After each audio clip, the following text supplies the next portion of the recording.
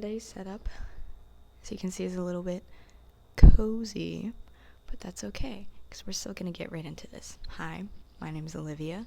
The topic of today's video, if you couldn't tell from the title, is basically just covering my personal experience with literacy of the YouTube commentary / video essay style videos and like that whole side of things. And I guess to just go ahead and jump right into it, let's just get started. A brief overview of what commentary video essays on YouTube, like what that kind of looks like.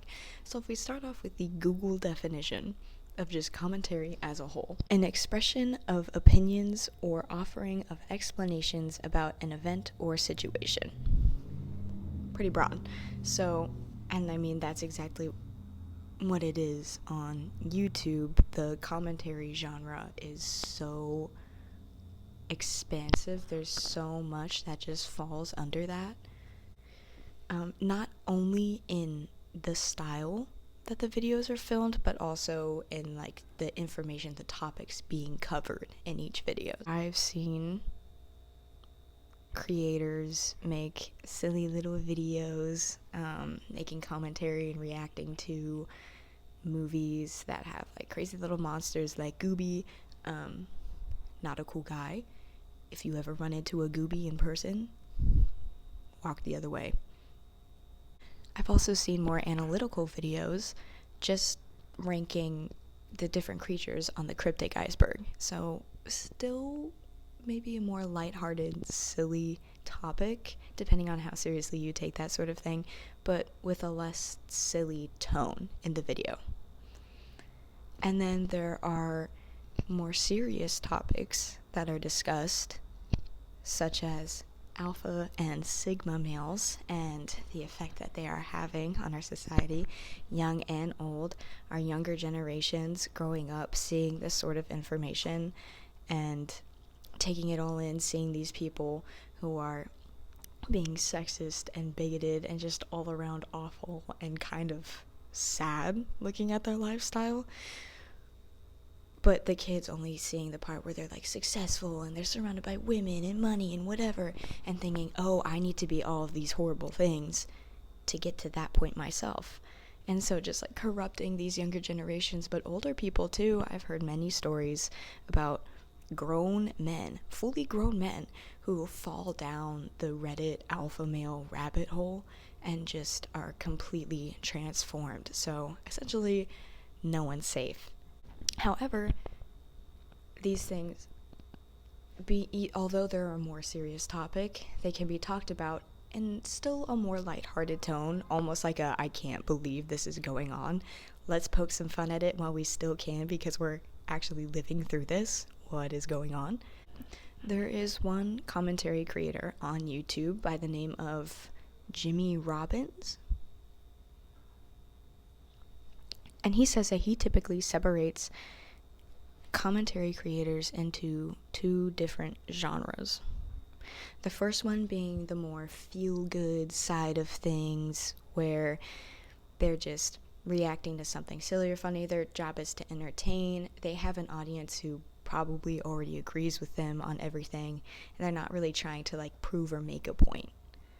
And then there's the other side, which is the more critical creators. The goal of these creators is to inform or educate people on a certain topic, or maybe to make an argument, and even if their audience maybe doesn't necessarily agree with them on that, by the end of the video they can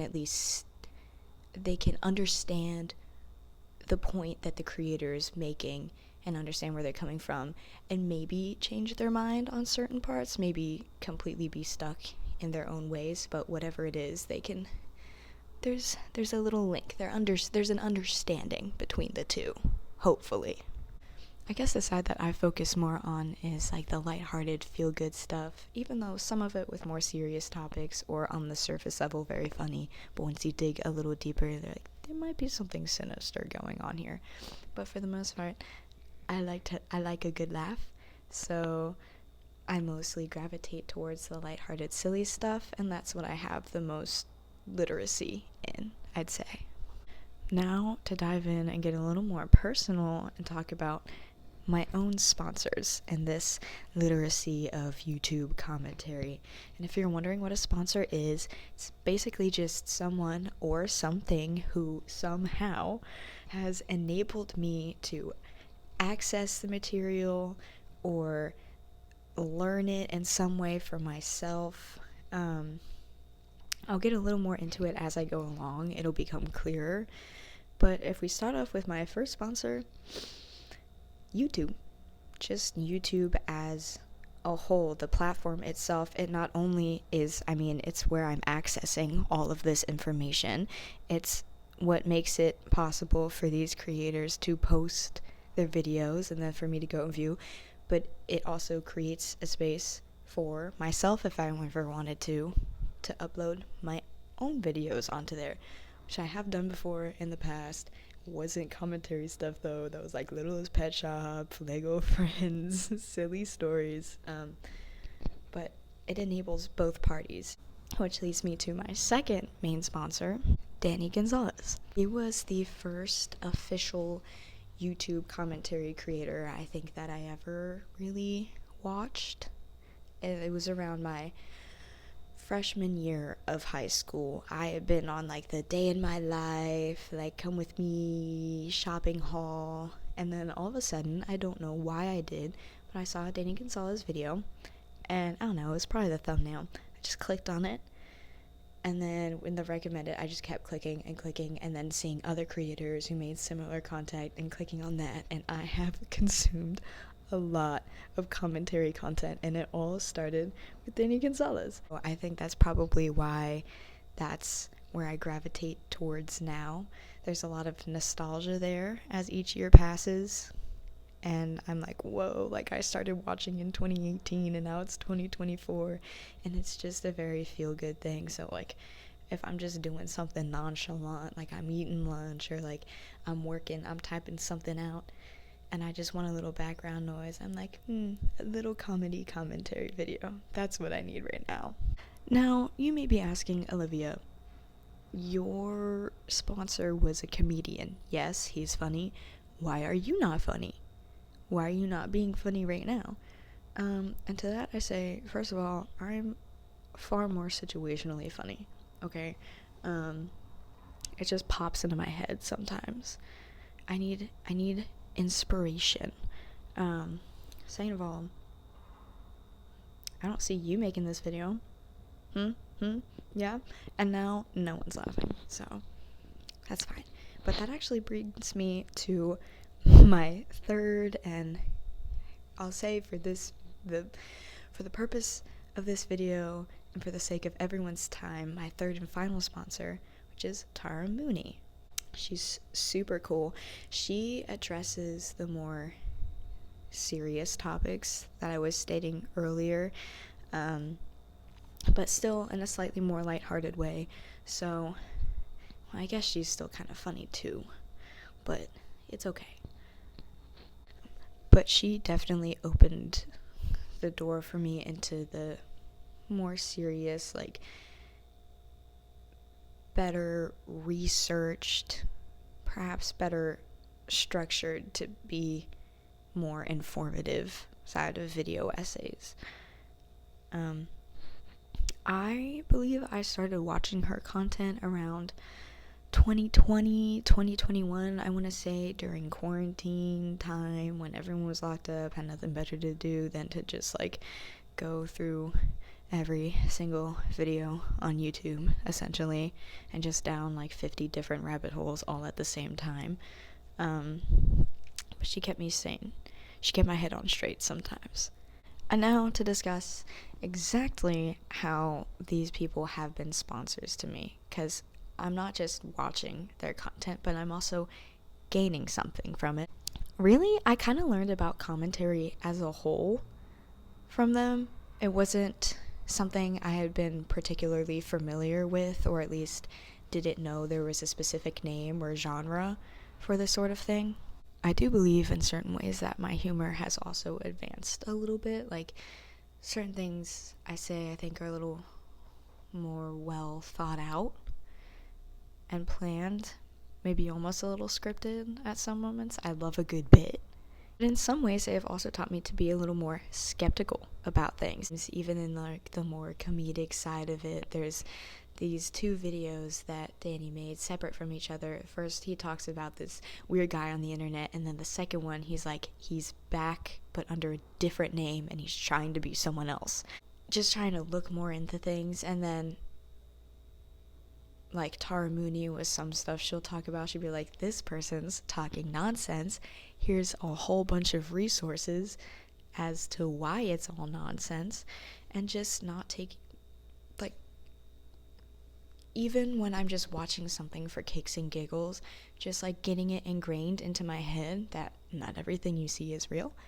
Things need to be fact checked, like researched, and then the way that they have research for their videos, and like it's almost inspiring, like, wait, I should be fact checking things too.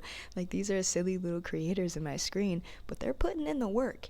Even sometimes for things that are just silly, they're like, when was this video made? Whatever. Like, just a lot of work goes into their videos, and it's like, I should maybe be putting more work into this sort of thing.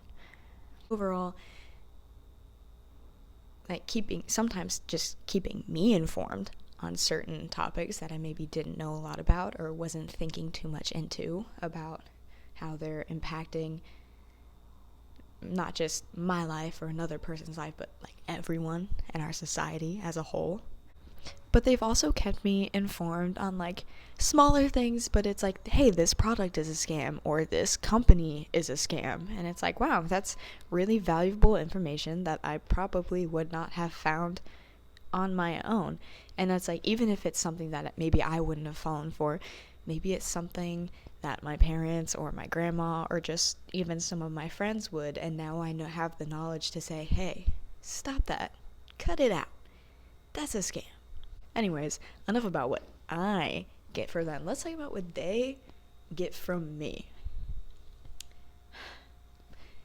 It's not a whole lot, but it's something. You know, they get my little view, my little subscribe, and that all adds up to helping them monetize their content, you know?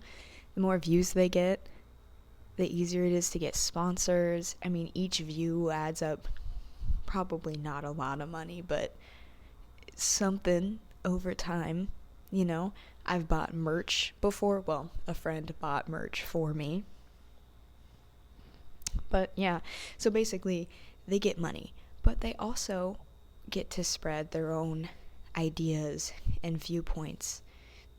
Like Tara Mooney, when she talks about more serious topics, if she thinks that someone's talking about something that's dangerous and misleading, and she informs the people viewing her content, now the people who watch might also walk away thinking, ooh, that's dangerous, and they're spreading misinformation, and then they go share with other people, and then it all just gets around. At the end of the day, it's not a whole lot, but again, it's something. And I mean, it's part of the reason they do it. I guess to wrap this whole video up and slap a nice little bow on top, just like commentary and video essays, just in general, are definitely one of my favorite forms of literacy that I have acquired in some way. I wish I was even more well-versed in it. However, it's definitely one of those things where you have to be consistently doing this and be receiving feedback from others and reviewing it yourself and just continuously learning and doing it. And this is only my second video like this, but trust, I'll maybe get there one day. Hopefully. Maybe. As for sponsors, it was interesting to figure out who I was going to talk about, because I've never had a direct relationship, so it's just interesting to see how sponsors don't even have to be someone directly involved in your life. It doesn't have to be a parent or a teacher or something like that. It could just be someone you're regularly watching on a screen. It's crazy how technology has brought us here. On that note, I think I'm going to sign off. Thanks for watching.